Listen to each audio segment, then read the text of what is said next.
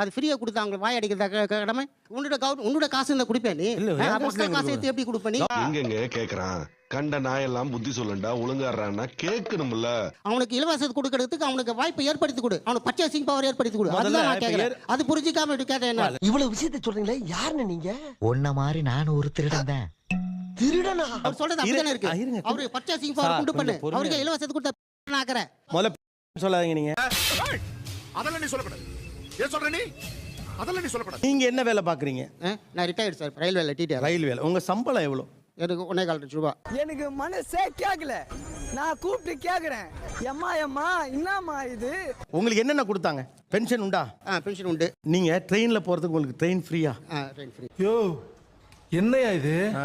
மூல கோளாறு உள்ளவன் லூசு பாயா. 1.5 லட்சம் ரூபாய் சம்பளம்.